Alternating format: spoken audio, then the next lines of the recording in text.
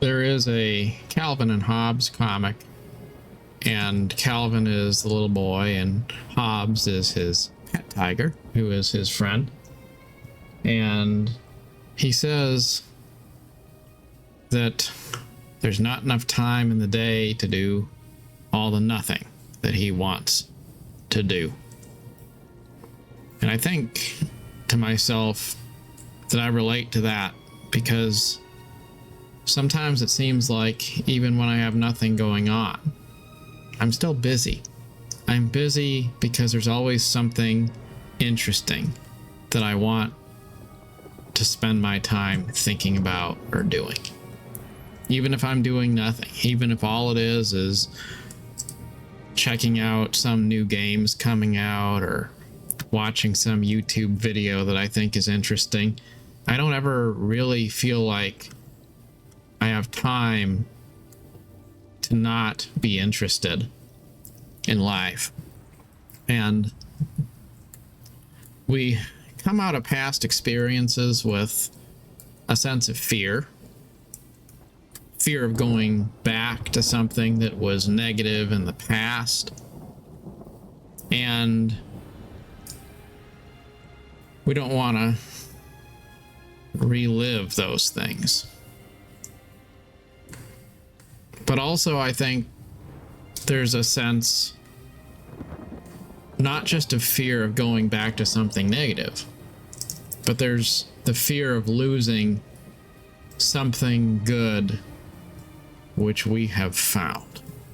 And I think about having a lot of time these days and being alone, and increasingly, you know, I don't want to live my life alone, but it's hard to make a good case for wanting to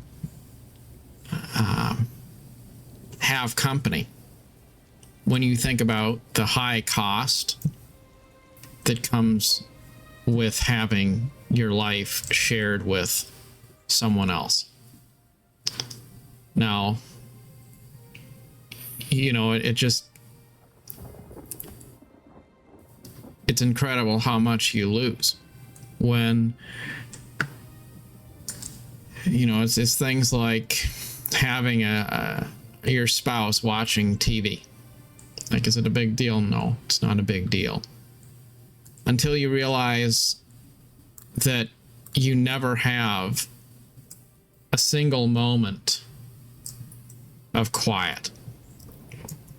That you can't just hear yourself think, because there's always going to be noise going on in the background. Like, that doesn't seem like a big deal until you realize how much of your life gets affected by sharing with somebody else who's doing things which ultimately prevent you from being able to do things that you would enjoy or want to do. It's things like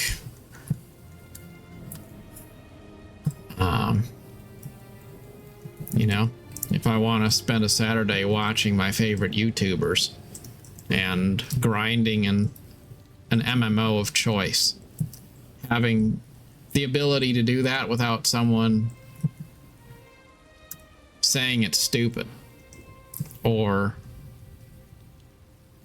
saying, "Are you done yet?"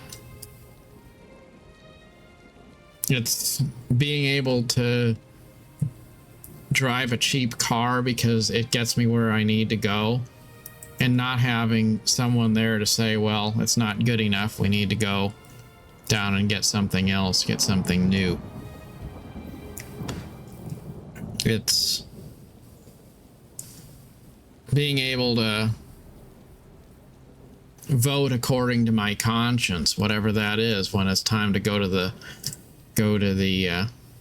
ballot box and cast a vote, like one way or the other. You know how hard it is to feel like you can't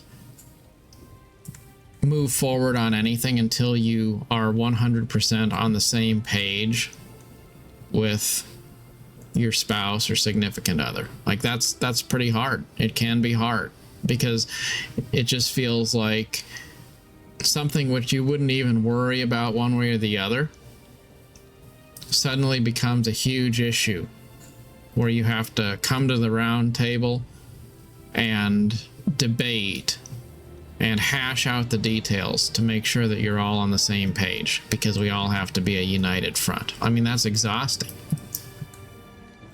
That everything from how you vote to where you eat to what we're doing on a Saturday, it all has to be a negotiation.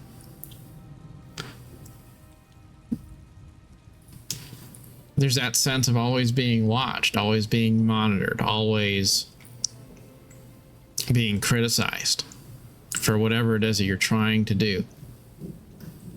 Even if it's not intentional, you start to always question, what is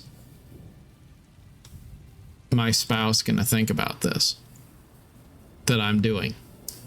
And you can't really be authentic because a watched pot doesn't boil, right? It's kind of like if I was going to sit down and write. I was going to write a book or something. Well, if I have somebody looking over my shoulder the entire time, trying to determine line by line whether I'm doing it right, at some point I need the space to be able to do this uninterrupted. And so all of this together, you know, when you bundle it together into one deal, it's just a lesson that companionship comes at a cost. And what kind of a person you spend your life with is really important. And sometimes it's better to be alone than it is to be in the company of someone who prevents you from having a sense of self. And I think as time goes on, I cherish being able to be my own person just as much as I miss having someone there in my life. And I think that both of those two things are kind of about equal in terms of the intensity of how they make me feel. I don't like to be alone, but I also really do like the solitude. And that's an interesting dichotomy of kind of wanting something, but also not wanting it at the same time. But if there's a takeaway from all of this, it's that the most important aspect of a relationship is having someone who wants to empower you to follow your own path, a person who will look to see what it is that interests you and then will encourage you to do those things. And a person who, you know, maybe it's not about pulling together in the same harness, because when you compare people to cattle pulling an ox cart, you know, maybe that's not the right analogy. Maybe it's more about two people being able to go on an adventure that's their own and encouraging them to do that. Even if that means sometimes you spend more time alone, sometimes you are disconnected to a point so that your partner can follow their own interests on their own. There's definitely a lot of beauty and love and meaning that comes from encouraging a person to freely express themselves. And that's an investment that always comes back to deliver a solid return. But usually relationships wind up descending into some sort of a control dynamic. And I think even if it's impossible to attain, that's a standard that's worth keeping. to choose solitude over something that fills the space at the expense of allowing you to have a sense of personal identity. Life's filled with a lot of opportunities to take detours and to explore places you haven't been. And I don't know if you've ever been on a road trip with somebody. I know I have. It's nice to hit the road with somebody and go just head out of town, see where the road takes you. And I found there's two different kinds of people. There's people who I might have gone on a road trip with and it just feels fun and effortless because we just enjoy exploring together. And when you're on one of those trips with one of those sorts of friends, you wind up realizing that 16 hours have passed and it felt like a couple of hours. It's just effortless and enjoyable. And time flies by. And then you got other people. And those are the people with expectations. And you stop and you want to look at something and you can feel like they're continually in a hurry. They're continually saying, what's next? They don't want to go where you want to go. They want to hurry it up. They don't want to take detours, those kinds of people where it just winds up feeling like the entire experience is kind of rushed. It's kind of inconvenient for everybody involved. You want to stop and take a photograph of something and you feel like you're inconveniencing the person you're with. You want to stop and go to the bathroom or go to the rest stop, and it feels like you have to almost apologize to the person that you're with because they didn't really want to be there. They want to move on, and that can really ruin the whole experience. And it's totally true that traveling and exploring things is much more fun when you're doing it with a companion to travel with you. But it's also true that if you're traveling with the wrong companion, you can take what would otherwise be an enjoyable, interesting experience and turn it into a negative grind. So always be careful what you settle for. I've told this story a lot of times, but it always comes back to my mind. It's so true. The story in the Bible about the demon-possessed man who had his demons cast out of him, and the demons went out and they walked back and forth and they couldn't find any host to go back to. So eventually they return to the guy that they left. They re-inhabit his soul, and in the end, they bring more of their buddies with them, and his life is more messed up in the end than it was in the beginning because there's more of them. And so I think it's super important to remember that and think, well, eliminate the things that cause chaos and disharmony from your life, but then be very careful when you start to think you want to fill your life with something again.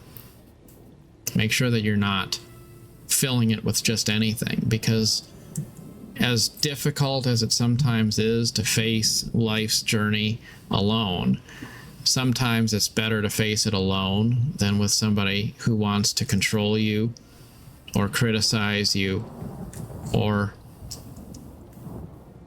make it difficult for you to make your journey your own. There's a lot of people who will tell you that you can't survive on your own too, and the interesting thing is there's a lot of times in life where if you really do the math, you'll find that surviving isn't actually hard. It's not hard to survive alone. And it's also sometimes harder to survive when you're in a group, but you're the only person who's putting in the effort. And people who consume the emotional energy of others and the financial energy of others, they will always be there to say, well, you can't leave, you can't get out of this because you need me. But the reality is, quite often, it's the other way around. Now, maybe it's lonely to be without them. That's fair. But always be careful about people who say that you can't survive on your own, because the truth is, quite often you can. Quite often you'll be okay. Quite often people will tell you that you need to choose a path of slavery on some level, or bondage, because they don't want to have to face their own accountability. And so it's easier for them to lasso in somebody else and say, you know, why don't you help bear my burdens? And then at the same time, I'm going to tell you how to live your life. And it's kind of like that saying that's gone around in some political circles, that you're going to own nothing and you're going to be happy. Well, the political elite may say you're going to own nothing and you're going to be happy, and I will tell you that simplicity is an important thing. But I also think it's interesting when you see somebody who's routinely traveling around on a nice yacht, or they're traveling on a corporate jet. They're flying all over the world. They have houses in several different nations, and they're talking about the virtue of people living in single-room studio apartments and being happy about it. So while you eat caviar and dine on fine steaks that cost hundreds of dollars for a single meal, you're telling people that they should enjoy their simple, minimalistic lives. Somewhere in there, there's a disconnect. And it's that way with a lot of relationships. People will say, you should give up, you should compromise who you are so that you can do your part. But usually, they're not talking about compromises that they want to make. They're not going out of their way to give up the things that are interesting to them. Instead, they're always saying that they're the victim of what you're doing to make their life bad. And I've experienced that in childhood. I had a mother who did that. Somehow it always seemed like I was the reason why our home was messed up. I may not even know how, but that's kind of the general idea. You know, she'd say, I've told you again and again and again, this or that thing. And she's angry and she's yelling and all of that. And so as a child, I'm thinking, you know, like if I could just figure out how to do my schoolwork better or something, then maybe I wouldn't be causing this miserable, angry situation, right?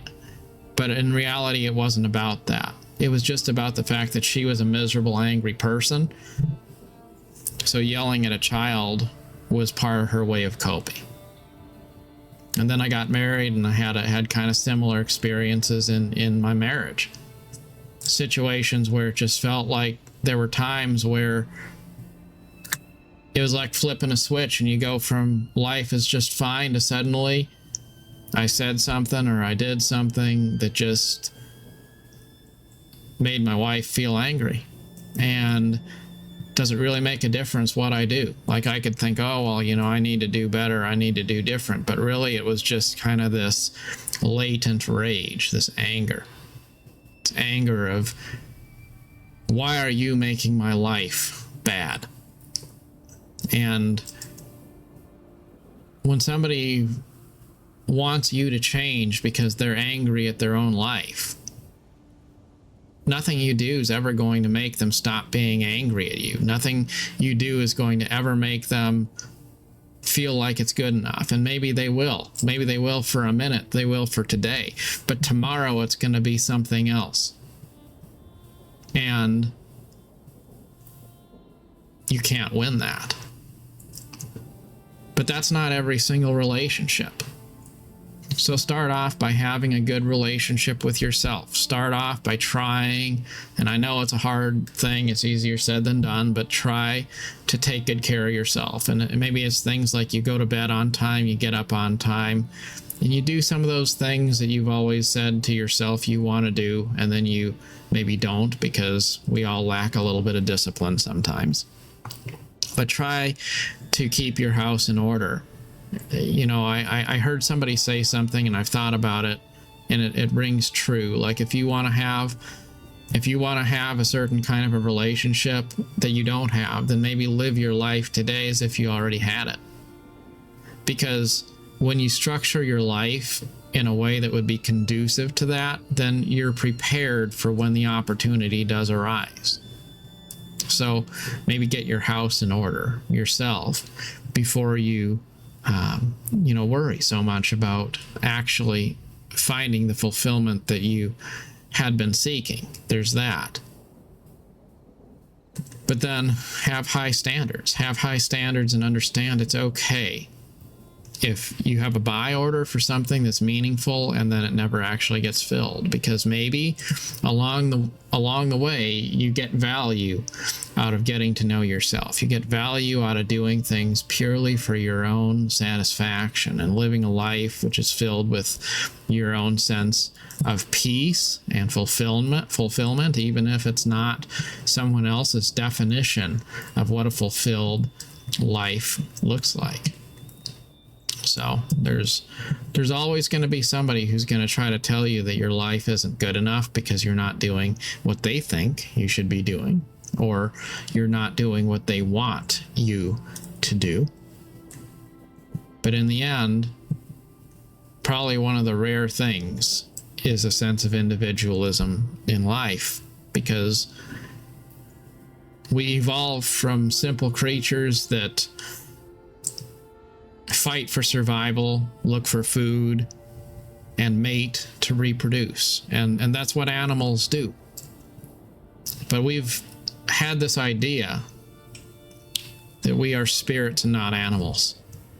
That there's something that makes us superior spiritually as human beings over other animals. And if we choose to believe that,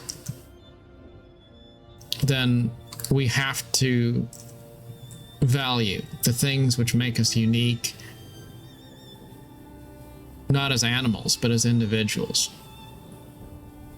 and prioritize, even if they seem like they don't serve a lot of purpose, prioritize the things that bring joy and uniqueness into our life over things which are purely functional. I'll close with this. I like to think about classical deities and gods and all of those larger-than-life characters from classic myth and legend. And among them, there is Isis, the goddess of creation from Egypt. And she is essentially the mother who gave birth to the cosmos. That's basically the idea.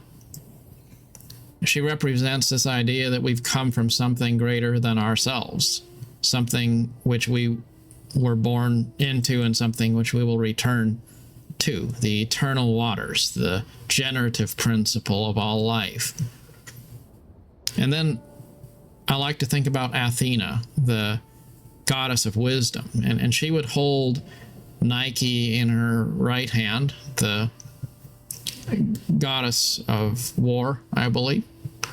Nike represented victory, and in her left hand she would hold a shield which had a face with snakes that would lash out of it, and that was Medusa, of course.